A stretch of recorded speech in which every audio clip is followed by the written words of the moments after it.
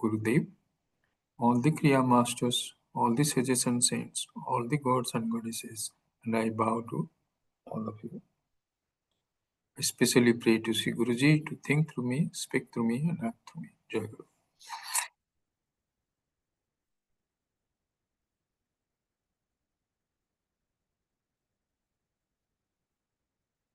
We are in the 6th chapter of Bhagavad Gita, which is called Dhyana Yoga. So we had discussed earlier that in this particular chapter has started without Arjuna asking any questions, because most of these chapters in Bhagavad Gita is an answer to the questions raised by Arjuna. But this is one of the chapters where he has not raised it. Lord Krishna himself is elaborating on Dhyana Yoga, meditation. And he gave a glimpse of it that he is going to talk about Dhyana Yoga in the last 2 verses, or last 3 verses of 5th chapter. So here, also we have discussed that there are 5 different topics which have been covered under this chapter. So one is called Bahiranga Sadhanani, general disciplines a seeker has to follow. Then Antaranga Sadhanani, that means specific practices a seeker or meditator should practice. Then Dhyana Swarupa, the nature. What is the nature of Dhyana? Then the benefits of meditation, and then obstacles to meditation and their remedies. So there are 5 main topics. Now, because we had done first and second verse, so they are now mostly related to Bahiranga Sadhanani, general disciplines. So what is this general disciplines Lord is talking about? We have seen in Patanjali's Yoga Sutra, yoga has been defined as yoga chitta vritti nirodha. That means when the vritti, the modifications of the mind, when they cease, one is established in yoga. And this is Dhyana Yoga. So Lord is saying, how can you prevent from these thoughts cropping up in your mind?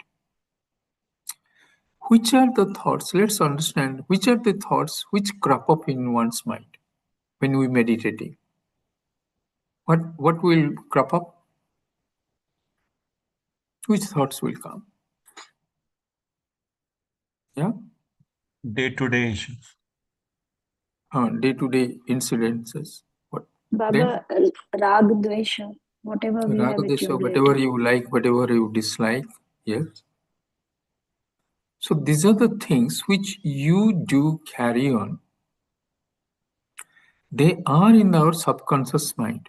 When we are engaged in any action, that means consciously our mind is engaged in some action, then these subconscious thoughts do not come. But when the mind is not consciously engaged in any particular action, what happens? Whatever there in the subconscious mind, this bubbles up. We are also saying whenever we are engaged in any action, 2 things is happening. What are the 2 things will happen? What will happen? Any guess anybody? Baba, Karmaphala and the Vasanas, both of them, the outcomes. Yes, when we are engaged in any action, the result of the actions accrues to us. If it is a good action, it's called punya, we'll get result. And if it is a bad act, it is going to be a bad result, it's called papa. So that is one aspect of it. Second aspect is, the moment we are engaged in an action, action is always preceded by a thought. And a thought can only come if you have experienced something. Otherwise, a thought about that will never come. Like, you take anything, say in Brazil, some word is there, maybe, nafs. nafas. So you don't know what it is. You have no encounter with it. That thought about nafas will never come because you do not know it. So which thoughts will come? Which you have been engaged in the past or it has occupied your mind. And the more and more we do the actions, what will happen? It leaves an impression in our mind. That is called samskara. So two things happening when we are engaged in action. One is the karma phala, which is accruing to us, which is go to sanchita karma. Or when it is coming out, it's called agami karma. And then it goes to sanchita karma, to your bank account. And second is, this samskaras are imprinted in the mind. So when we are meditating, what will happen? These samskaras in this life is called samskara. And when it is like a seed, so not necessarily tomorrow it will come, it may come. It may come day after tomorrow, it may come after 5 years, 10 years, or it may come in the next life also. When it comes in the next life, we call it vasana. So these samskaras, impressions, which are repeated, they become a part of our subtle body or subtle mind, and it follows us not only in this life, in next life also. Maybe next life, next to life, anybody, anytime in future, it can come. And that time it is not called samskara, it's called vasana.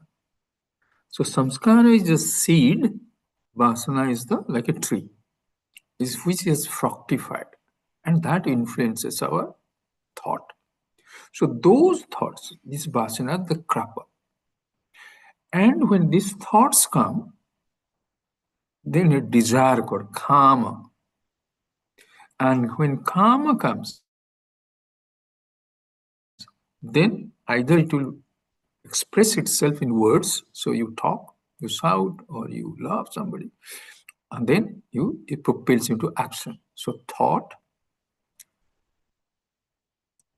leads to kama, kama leads to karma, karma leads to karma phala and vasana. But thought also comes out of vasana or karma which you have done in the past. So it's a cycle. So now if you are going to meditate, and when your mind is not consciously engaged in a particular action, these thoughts crop up in the mind. This is that vasanas, they crop up in the mind. So what is the way forward then? How then we'll cease these thoughts so that chitta vritti nirodha can be achieved. Okay, so this is where the whole thing is coming now.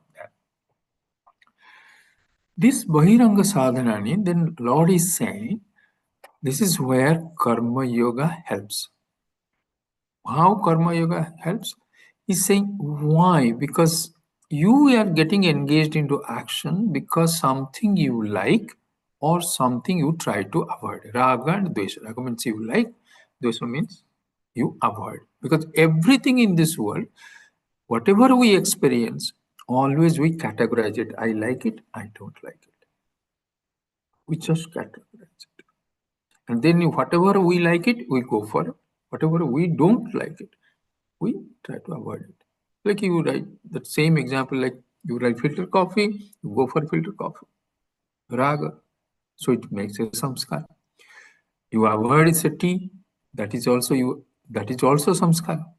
Because you are avoiding something that will crop up in your mind. I don't like it. So this goes on, and this crop up in the meditation. So how the karma yoga will help? Because karma yoga, when you are doing it, a karmi means a person who is engaged in action, let's say is a karmi, and karma yogi is a person who is following the principle of karma yoga. If a karmi is getting into action, he gets the result of the action, so karma phala and also samskara. But for a karma yogi, Because he is engaged in action not because he wants something. He is doing it for the benefits of others. So that samskara becomes less. And the result of the action, then what is there? He takes as the prasad. That it is coming from the Lord. It's not my karmapad. So what is going? The whole intention that I like, I dislike, that action which is engaged, pushing me into action, so they are now less impactful in my life. Because you want to come number one. The intensity with which you will get engaged in it, it's much more. Intensity I'm talking about, the worrying part of it is much more than you just want to excel in exam. Because everything there, I am studying, I will pass. Whatever result comes, whether it come first, second, or even fail, I take it as prasad. Then I try to overcome whatever it is there. So when a karma when you from the karma you transform yourself into a karma yogi, so what will happen? Your mind gets samatvam, equanimous mind. So which is not propelled by your raga and dvesha, because you don't have now a choice or preference. So what will happen? You have an equipoised mind. You get it, is fine. I do not get it, I'm also fine. Somebody shouts at me, it's okay. Somebody doesn't love me, that is also okay. Samatva. So when you do that, what will happen? What will come out when you are meditating? This will not come because these are very minor ones. Feeble, like a little ripples in the sea surface. It's not like a tsunami wave, which you like and dislike. It comes out like a tsunami wave. So this is how it helps. Karma yoga helps in getting chitta suddhi. That's what we call chitta suddhi, samatva. That's why you will find in Veda Purva is full of rituals or rites. Why? Because once you get engaged in action, while doing action, you slowly get into karma yoga and get that samatvam, and that enables you, that qualifies you to get into jnana yoga, to know who you really are. And so once you know who you really are, then you are liberated. Then this world is no longer a threat to your happiness and unhappiness. You transcend whatever happens, whether it's good or bad. It's not that bad will not happen. Not that it will always good things will happen. Whatever is good or bad, you will transcend it. That's what we said when a person who was listening to the talk of Lord Buddha, he asked, you saw an old man, you saw a diseased person, you saw a dead man. You went and got some knowledge, you come back and you are teaching us and we are listening to you. Who will follow you? I will follow you. So tell me, that means I am not going to get old, I am not going to get disease, I am not going to get dead. I said, that will happen. If that is happening, then what you learned, what you are teaching, what I am going to practice. So you remember that two arrows. The first arrow gives the physical pain, which is 25%. The second arrow comes along with it is called mental pain. Mental pain is 75%. What will happen if my leg breaks? I will not be able to go to office. I don't have a sick leave. Salary will be deducted. How I am going to pay my mortgage? So this is the mental pain. What Buddha said, the first arrow cannot be avoided. Because whatever if your physical body and mind, it will go through its ups and downs. It will become disease. It will become old. It will also, one day, it will be gone. But what is ensures his teaching that you will not go through the ups and downs in your mentally will be in a equanimous mind. So that is the promise of spiritualism on our scriptures, our Guru. Not that bad things will not happen. painful things will not happen. They will happen. If Ramana Maharshi could get cancer, if Ramakrishna Paramahansa can get cancer, who we are? And their self-realization didn't prevent their body getting sick. But they were not that much affected like a common person. Even sometimes they were not aware of it, that suffering. So this is the benefit. And that's what this in now Lord is talking about. So we had earlier seen the verse 1 and 2. Let's go through it just to refresh our memory. This is the background. Let's get into the, let me share with you.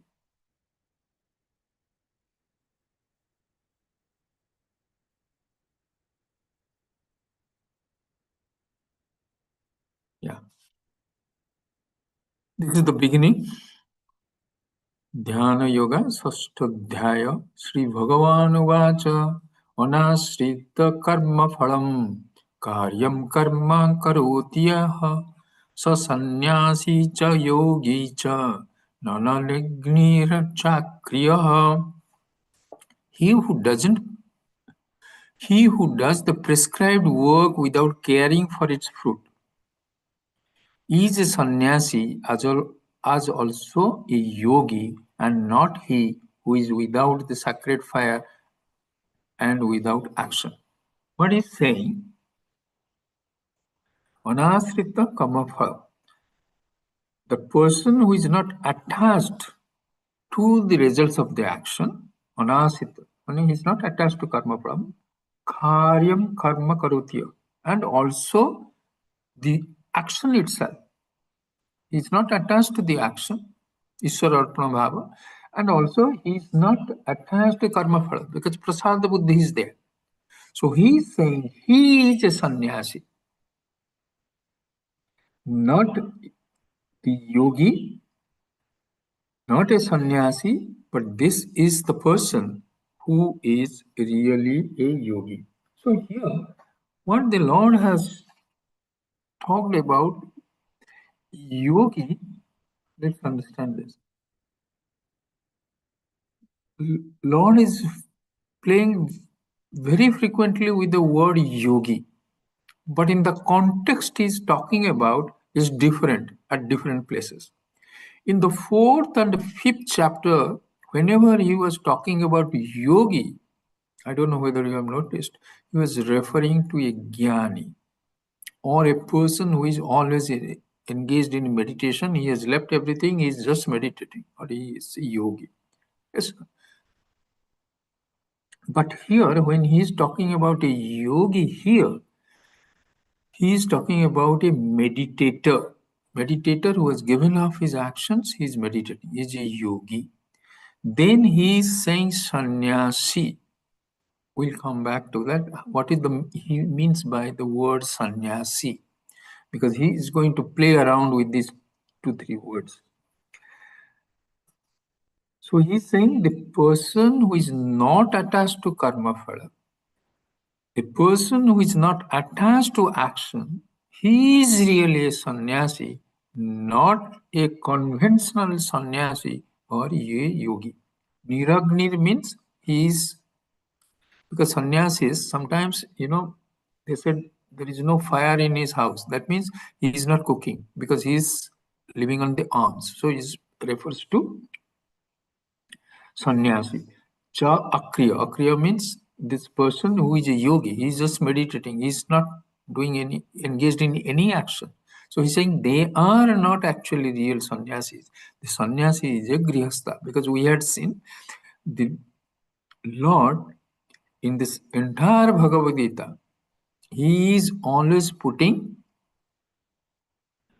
grihasthas in a very elevated position. Wherever you go, most of these scriptures, if you say, sannyasis are always eulogized or is praised. That's why Adi Shankara also in Vivek Chudamani, he has praised like sannyasis.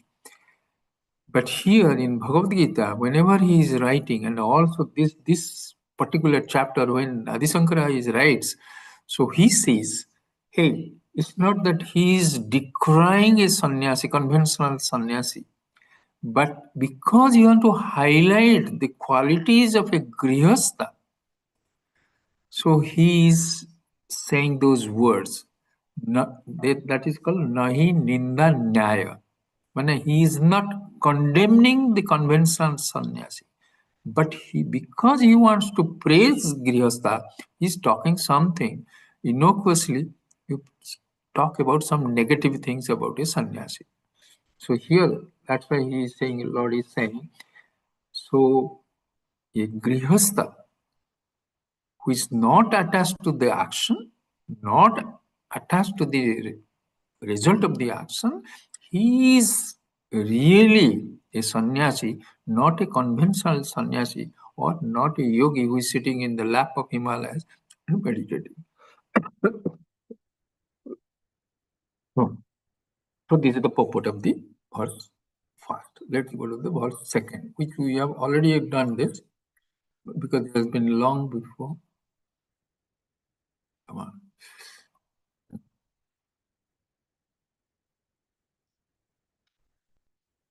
यं संन्यासमिति प्राहुः योगं तं विद्धि पाण्डव न ह्यः संन्यस्तसंकल्पो yogi bhavati kaschana. Know that which is extolled as sannyasa to be yoga, O Pandava, Arjuna. Verily, no one becomes a yogi without renouncing desire for fruits of action. So he's saying yogi who has here in yogi we saw that meditator, real meditator who has given up action, he is sitting somewhere and he is meditating. What is known as sannyasa is non-different from yoga. For none becomes yogis without renouncing worldly desires. Because if you become a sannyasi or you become a yogi, but still you are going after, you are incubating your desires, then you are no better than a grihastha who has given up his weakness for the result of the action. So what he's saying here, even if one needs to, let's look at which is the sannyasa, what the kind of sannyasa Lord is talking about. Here, if we look at it, there are 5 types of sannyasa one can talk about. So notice this is very important. It's called kevala karma sannyasa. So here, he's a tamasic person. He said, I am a sannyasi. He doesn't want to do any act. He is avoiding his duties. So we can say he is a kevala karma sannyasa. Then another is called vividhisa sannyasa. Vividhisa sannyasa is which is approved by scriptures. It initiation process, people get initiated into monkhood. They are called vividhisa sannyasa. That means he has got into that, like grihastha, vanaprastha and sannyasa. So that is a ashrama. So that's what he is saying, ashrama sannyasa. He is a renunciation of grihastha. Lifestyle of a grihastha has given up. Vividhisa sannyasa. So this is a conventional sannyasa. Then phala sannyasa, Lord is talking about here.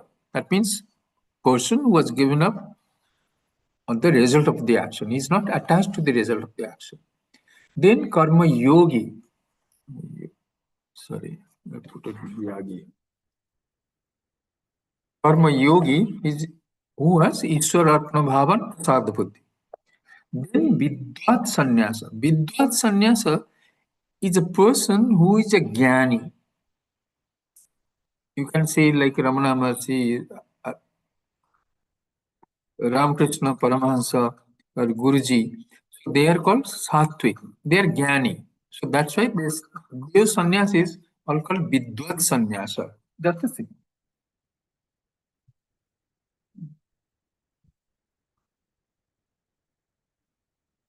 So there are 5 types of sannyasi, which is Lord is talking about. One is Kevala Karma Sannyasa, tamasic person, he has just given up action, saying that he is sannyasa. Vividhata sannyasa, who is really he is initiated into monkhood. Phala sannyasa he is a grihastha who has given up his attachment to the result of the action. A karma yogi, so we know, and then Viddha sannyasa. Viddha sannyasa is a sattvic jnani person. Like Guruji. A conventional sannyasi is sannyasi who has given up his family. He has joined the monastic order. How many types of they take is subtitle like you ours is Pragyanananda. What is the ours? I will show you later. What is the title we are taking it? Giri. Giri. Ours is Giri. So how many such titles are there? Adi Shankara 10. has Total given. 10. Huh? 10. See, Deepak Baba knows. Okay. So I will share that with you. See, one is Bharati. Bharati is Sringeri Mutt. All the whoever heads Sringeri Mutt, they are called Bharatis. Saraswati is Kanchi. Then Tirtha is Puri. Puri Shankaracharya, they are called Tirtha. Bharati Tirtha, from whom Gurudev take monkhood. Then Ashwamin is Shankaracharya Pita in Dwaraka. So these 4 are 4 different titles: Bharati, Saraswati, Tirtha, and Ashwamin. Then you have 6 others: Giri, this is which are Puri. Puri, I think it is Ramakrishna Mission. They take Puri, Bana, Aranya, Parbata, and Sagar with Akarro. So this is the 10 monastic orders. Then they renounces both karma and karma phala because they don't, they just give it everything to the Lord. Whatever the Lord desires, that is our action, and whatever Lord gives, that is prasad. He is a sankalpa sannyasi. That means he has no desire. He is not doing for a stated goal. So he just gives up everything. Then this is approved by Shruti and Smriti, and like Vedas and also Puranas, suitable for contemplative persons. So this is mostly contemplative. That means Satya Pradhana Purushaha, they have this follow it. And what is a Karma Yogi? So he is a householder with family responsibility, performs Niskama Karma. Niskama karma means there is karma phala is there, but it is for the benefits of everybody. So in that, his benefits also included. He looks for the benefit of the family, looks for the benefit of the society. He does for everybody, not totally wedded to his own growth only. Then accept karma phala as Ishwar Prasad, remain centered on achieving spiritual growth. But here, in the 6th chapter, and also most of the Bhagavad Gita, who is a real sannyasi? As per Lord Krishna in Bhagavad Gita only, I am talking about that. A grihastha is a real sannyasi, has been figuratively given the status of a sannyasi, renunciate, when he is a karma yogi and has given up sankalpa for future and accept karma phala as Ishwar Prasad. And what is his renunciation? Because Lord has taken sannyasa. Sannyasa means the exact meaning of sannyasa is renunciate. That means he has renounced something. But it's not specifying what is renounced. That word itself. So here Lord is saying he is a sannyasi means he has given up attachment to karma and karma phala. Then what is the result? He attains samatvam, equanimous mind. So that's what in the box 2, Lord said, na ya no sankalpa. He has given up na ya asannasa, without giving up sankalpas. What is the sankalpa? We have to let's it. Yogi bhavati kashana. You will never become a yogi. That means the person who is claiming that he is a yogi or whoever has taken sannyasa, they cannot become a sannyasi without giving a sankalpa.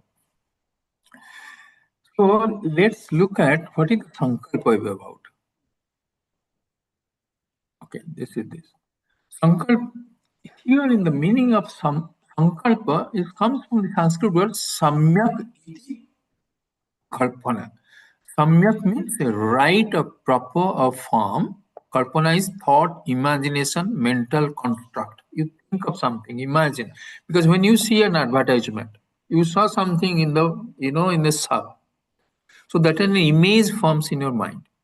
Then when you ruminate over that, then your desire comes, let me have it. So our entire, if you look at it, this advertisement world or this or the things, whatever they're trying, the iPhone, now iPhone 17 is come, you see it, advertisements and all, then after some time you will think, oh, let me have it. Let me change my phone. So what happened? So this is called, so that's called mental sankalpa. A crystallized thought with willpower behind it. I want it now.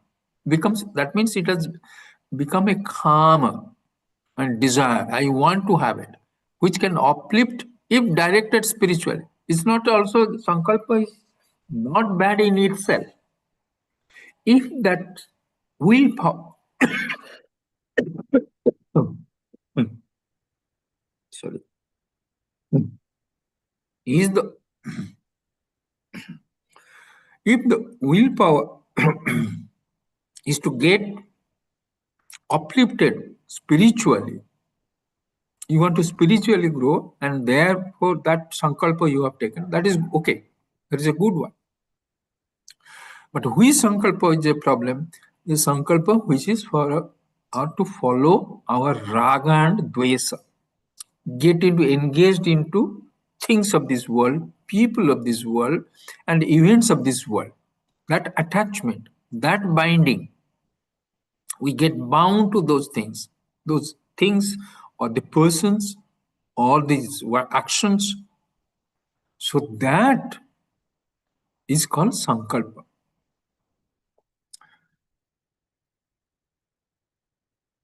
So in Brihadaranyaka Upanishad, it says sankalpat kama dayante.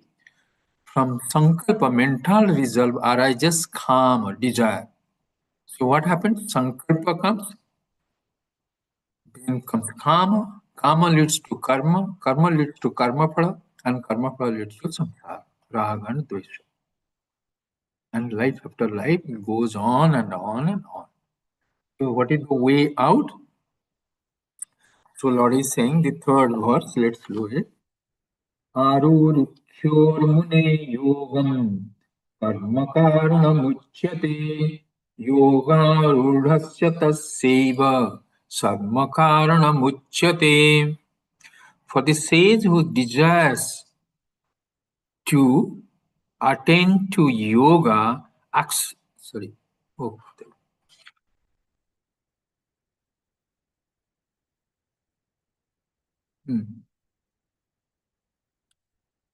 For the sage who desires to attain to yoga, action is said to be the means, and for him alone who has attained to yoga, inaction is said to be the means. Here, Lord is talking about, okay, you are telling me that I will live without sankalpa, I will start practicing this karma yoga. So now the question is, how long one has to follow karma yoga? So Arurukyo means a beginner. Arurukyo Muner Yoga. So a person, if he wants beginner in yoga, then karma karana muchyate. Karma, the action is the means. So here let's understand this. Then yoga rudhasya taseva. A person who is a yoga ruda means he straddles yoga. That means he is established, firmly established in yoga. Tasaiva, for him, samakarana muchyate. Samakarana muchyate. So he has to give up the action. So he can give up. Who has already firmly established in yoga, he can give up. But person who wants to be established in yoga, action is the means. But a person who is already established in yoga, inaction is permissible. Action is permissible. He can do any action. But even if he doesn't do any action, inaction is permissible. So he may not work. Let's understand here. What karma yoga gives? We know it. What karma yoga gives? Yes, please. Chitta Shuddhi. Karma yoga gives chitta shuddhi. What is the chitta shuddhi? That means purifying the mind. So what is the impurities in the mind? Because impurities is there. That's why we are saying now this karma yoga is brings in purified mind. So what was the impurities in my mind? Yeah. Raga and Deshan. Raga, Dvesa, then from there, Lobha, Moha, Mada, Matsarya, all the negative qualities, whatever we developed, we have in our mind. Because when you follow Raga and Dvesa, then you have all the other, their progenies, they come. That's Lobha, Moha, Mada, Matsarya, all of them, they come. So they are the impurities in the mind. And when these impurities are there, so when you start meditating, what will happen? They bubble up. That is called vritti. That is the vritti will come up. So how you are going to neutralize it? Because yoga is, Patanjali says, yoga is chitta vritti nirodha. So if my mind is full of this impurities, they are going to bubble up. So how to purify mind? Through karma yoga. What will karma yoga do? Samatva. So when you do that, so this will come. So that's why, as we discussed earlier, that's why in Veda Purva, all the rites are prescribed.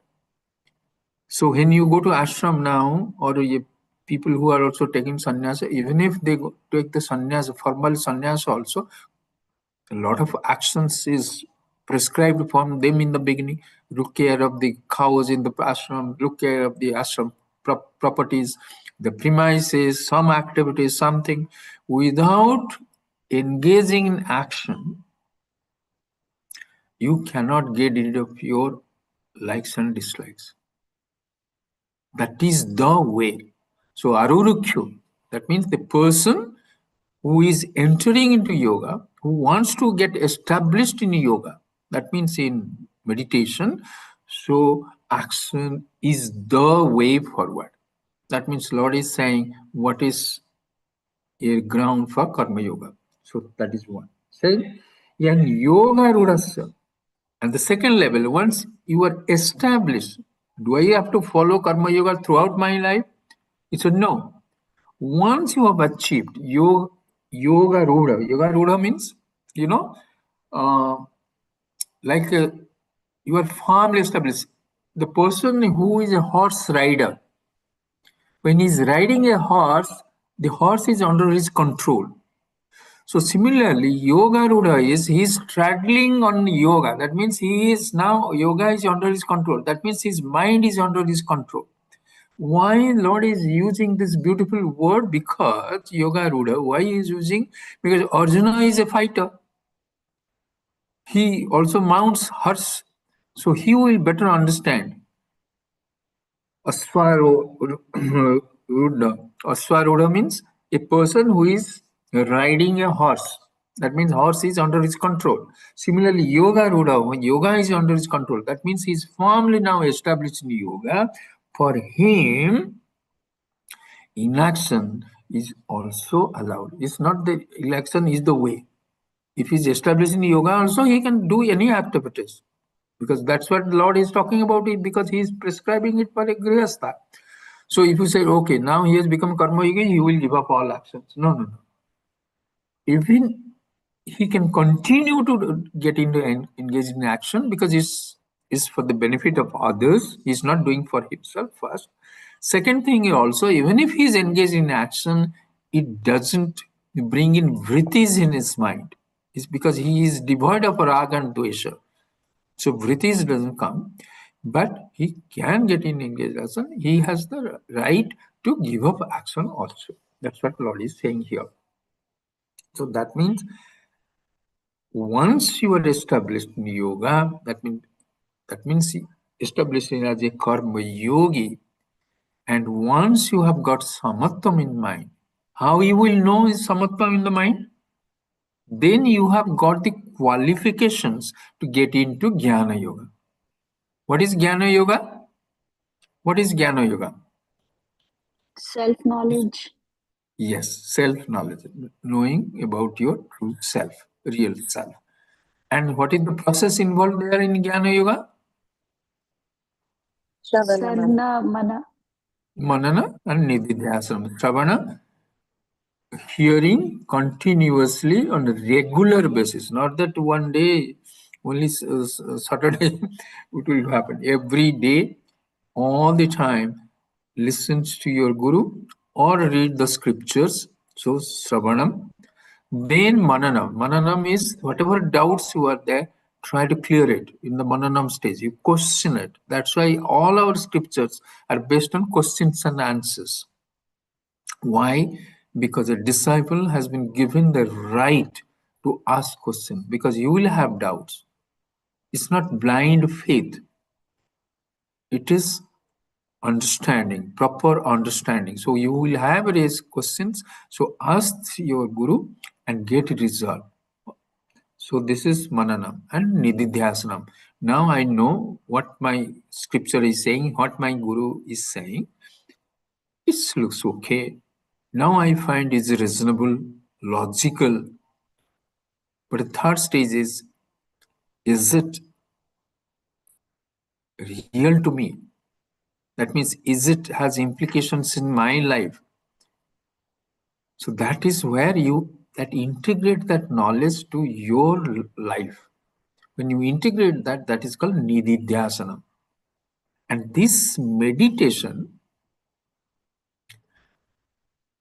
we had seen, if you remember, meditation it works in the two levels. One is Arurukya. That means he is now trying to establish in meditation, yoga. So for him now, he is doing karma yogi and he will be meditating. But he is now trying to observe his breath and all those, how he will, the chitta vritti nirodha, he will do it. He is practicing it now. But then another level is when you have already got samatvam, then you are meditating. What you will be meditating on? Then that is called nididhyasana. Whatever the teachings are there, so you ruminate over it. You hatch over it. Is it true? It is true. Is this God? This is all pervading. My consciousness is all pervading. I am not bound by this body, mind, intellect. So whatever you have been taught, you think over it. So that is called nididhyasana. That is the second stage of meditation, where you take a principle, you take a thought, you take some teachings, sit over it, see how relevant it is to you. So that's why whenever we go to any satsang or something, or any spiritual sadhana, 2-3 things you have to be aware. What is it is all about? And try to understand what is the subject being taught. That is one. Second is prayojana. Is it necessary for me? Prayojana. Then third is it real for me? That is the theory. It is about my real self. I don't know what is my real self. The scripture is saying, Guru is saying, this is not you, this is your real self. That is the Visaya. that topic is being talked about. The second is prayojan. Is necessary for me. Yes, because scripture is saying that I will get permanent happiness, atyantika dukha nivritti, paramananda prapti. So this is the provision. It is I need that. So there is a need for me to learn this. Then is it real? Now I have learned it.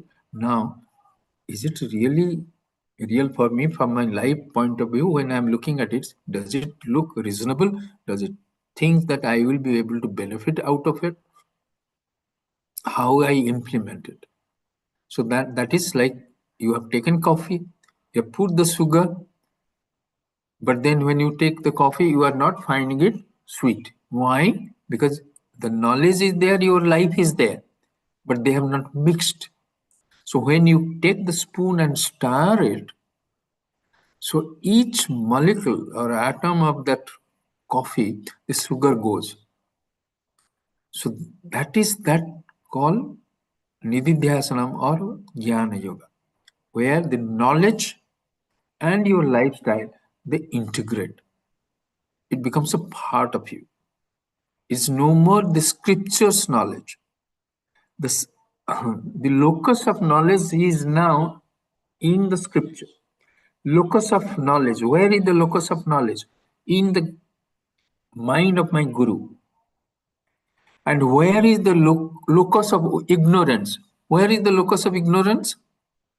In our mind. In our mind. See, are you seeing the contradiction? Locus of ignorance is my mind. Locus of knowledge, say in Anjuma's mind, in Guru's mind. How the problem will be solved? Where the locus of ignorance is there, when the locus of knowledge comes there, then only it is neutralized. So this Jnana Yoga, and specifically in Jnana, Nididhyasanam helps that. He brings the locus of knowledge from the scriptures, from the Guru, to the where the locus of ignorance is there, that is in my mind. When it happens, what happens? Only you, that means your real self, just gets out of the embrace of this body, mind, intellect. Body, mind, intellect will go on like this, with its likes, dislikes, whatever is there. But what has happened? You have been able to extricate yourself from this body, mind, intellect. Just imagine if there is a clean, glass is there. And on the side, one side, there is a green, paper is there. So now the glass looks green, correct? So whenever you are looking at the glass, it looks green. Now your guru is saying, scripture is saying, hey, this glass is colorless. But whenever you are looking at it, it's green. Now the question is, how I will be convinced that this glass is colorless? If physically I can keep it apart, I'll take that, green paper away from the glass, then I know, okay, now I can see the glass is colorless. But this is not possible in our life, because what is the glass is my real self. What is the body, mind, intellect is like that green paper. My real self and this body, mind cannot stand apart. That means I cannot take out the green color paper out from the glass. And then I have to learn that this glass is colorless. Are you getting it? What is the problem? If you can take the green paper, it's easy. So similarly, just remember that example of a father taking, who remembers it? Tell me.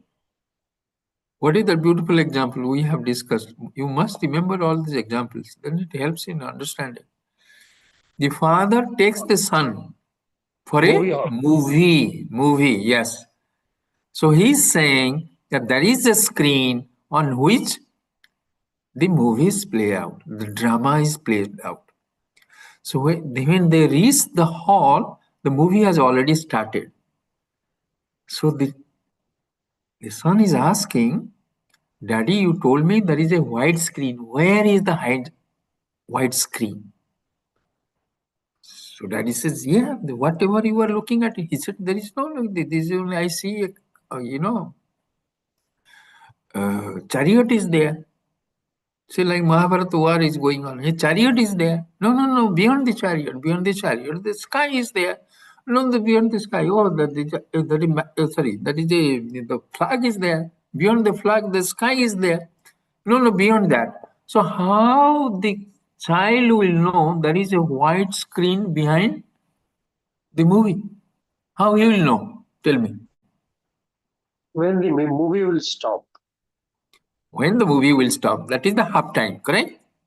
intermission. Yeah. Intermission, movie has stopped, the light has come, then he can see the white screen.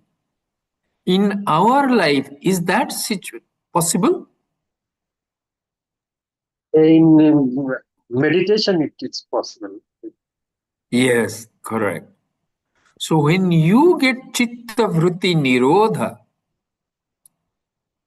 what is the vrittis? Just imagine, they are like the movie. Playing out on what? Playing out on your real self. Satchidan Ananda Swarupa. This is playing out. And you are saying, Ajan Aikya. And in the meditation, what is happening? The movie stops. The chitta vritti nirodha is there. And the light of knowledge has come. Now you see yourself. There's nothing else except you. So only when you go to, that's why dhyana helps here. But to go to that chitta vritti stage, we have to make sure that vrittis are not there. How we will make the vrittis are not there? By karma yoga.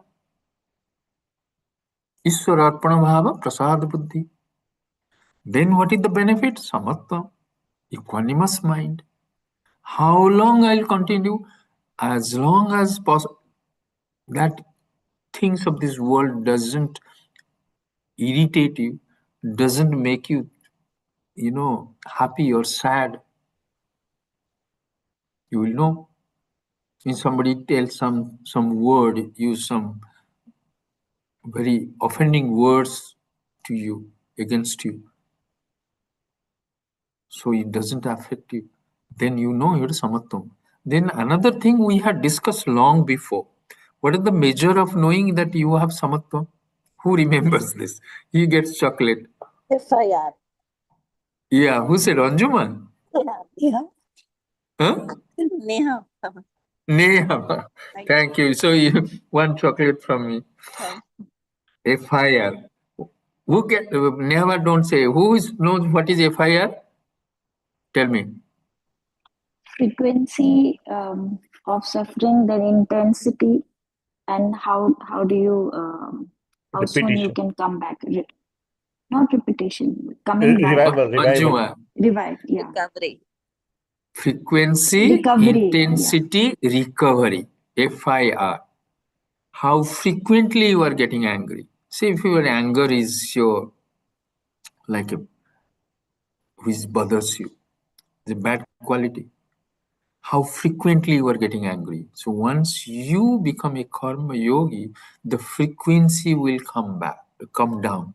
Previously, when you were, frequently quarreling every day, now is once in a week, maybe once a fortnight. Then afterwards you find once a month, maybe then you don't fight. Frequency.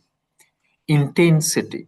Previously, when you are fighting, you will not talk to each other like a spouse, usually 7 days, 2 days, 3 days.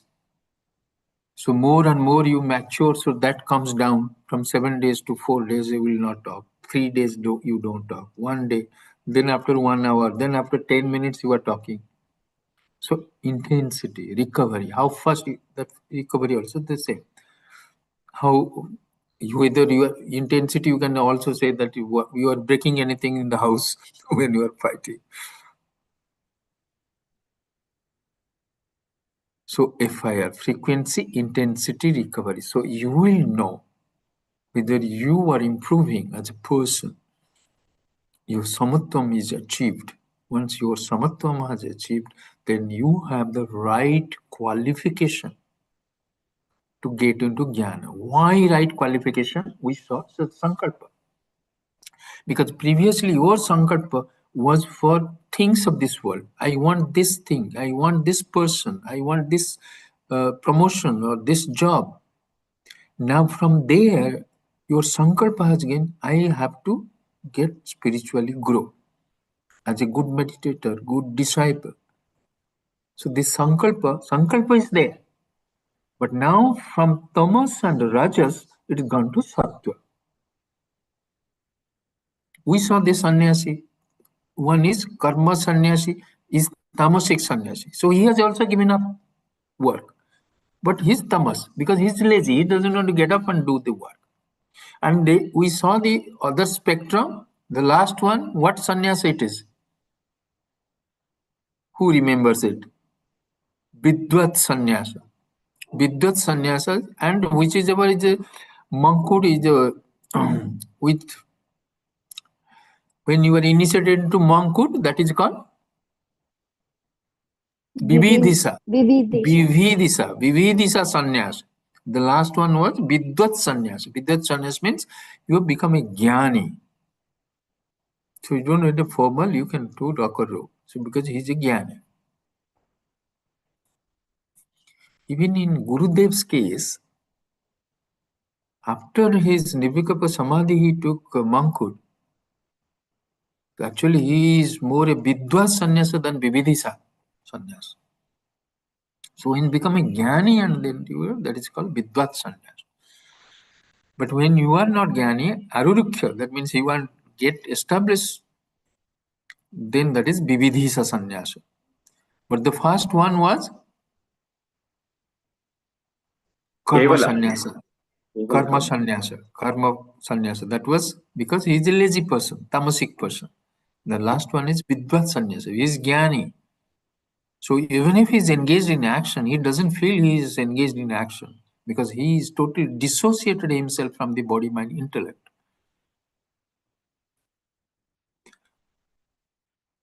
So this is one. Second thing, you remember this. So in meditation, you can know that the glass is colorless.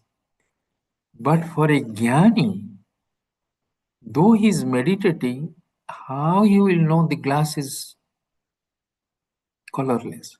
So that's why we have so many ways and means. That's why so many Upanishads are there to point it out to us that why you are not this body, mind, intellect. Because you cannot teach it. You cannot know it. Why you cannot teach it and how you cannot know it? Tell me. Why? You know, all of you know. Subject Yes. cannot be object. Yeah, because it's a subject. It's not an object. A object, whatever we know in this world, we use our sense organs, 5 sense organs: seeing, hearing, smelling, tasting, touching. Like we said, no, Deepak Baba, go inside the dark room, come back. Are you there? He said, yes, of course I'm there. How he knew he is there? How you teach him that he is there, who was there in the dark room? So similarly, that's why neti, you are not this, you are not this, you are not this, you are not this. Approximation. Intuitively you will know. Then we said, who you can also know. Adi Shankara has written beautiful the theory. What is the theory? You all also have to share with you. How you name a thing. How you name a thing? Who remembers this? And the chocolate. From the tribe, from the Hmm? Hmm? based on the tribe or based on the location, based on Yeah. the action, based on the what he does.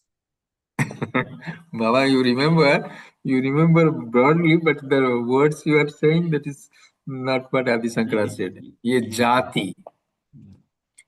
It's like, it looks like a cow. So, jati is there. So even if he's not a cow, you can say, okay, he is like that. So jati. Then you can name him. So the characteristics. Action. The example he gives is Pachaka. So he is a cook, he is a driver, he is a teacher, he is, he's a doctor. So by action. The third is Sambandha, what is the relationship? Teacher, student, disciple and guru. Then doctor and patient. So all this relation. Then another is when you can point it out. How you will point out to who you really are? You cannot point out because you're not an object. Whatever, where you will point, you cannot point it out. So that's why you cannot name it. That's a aprameya. That is a word used in second chapter. If you remember, the first that was called aprameya. And what is that word? Apapradeya means you cannot use words for it. I'm forgetting that name. Beautiful term is there. You cannot. Only when you contemplate, so you will have intuitively know who you really are. How you know the glass is colorless? Because that green, the blessed green paper, is not removed.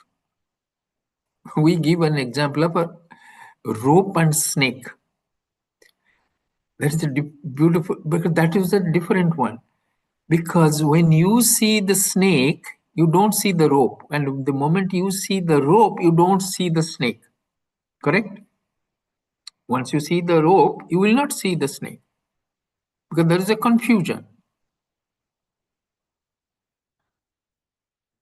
Because you are saying you were scared because you saw a snake. Now you know that it is not snake, it's a rope. The moment you start realizing it is rope, then when you start seeing the rope, so some light is there. So now you are seeing the rope, the snake goes away. But in the colorless glass and the uh, green paper, they're stuck. Both, all the time you will see both. Even if you are realized, you will have this body mind intellect. So a realized person, when he is saying I, it's very difficult to know which I he is mentioning. Sometimes to real I also he will refer to, oh, am I suffering? It's not me. So whom he is referring to is not body mind intellect. And sometimes for body mind intellect, I want food. This is my passport. He identifies himself with body mind. And the second, another time we can say, what happens? You are now dying. You live by body. You say, where is the mind? Where is my मेरा birth नहीं है तो मरना क्या है? Means if I am not taken birth, where is the death for me? That means he has the level, paramarthika level. There is no sense of I-ness also there.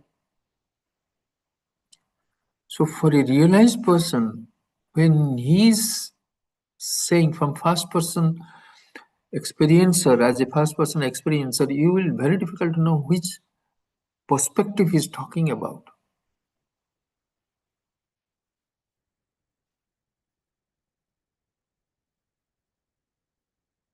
So moreover, whatever the teachings are there, whatever you can remember, whatever you feel contemplate, because all of you, because I see all of you are there for a pretty long time, you understand this.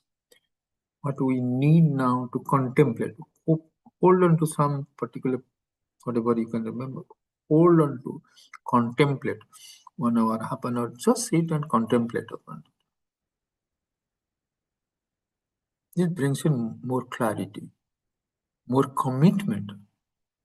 You feel because you are that is original you, that is Satchidananda Swarupa, that is your real you. So this will, automatically drag us there. When you calm our mind, when you become contemplative, because that's what we are. It's not foreign land you are going. It's you. In and through all the experiences, that is you. So that's why it is in scripture is saying, even if you know you do not know, every individual is on the path of self-realization. But if you know, make conscious effort, then the process is augmented. It becomes fast. Okay, any questions you have or anything you want to say? Yes. Anjana there, Manohar Baba is there, Prasanth Baba, Sukh Baba is there. Okay. People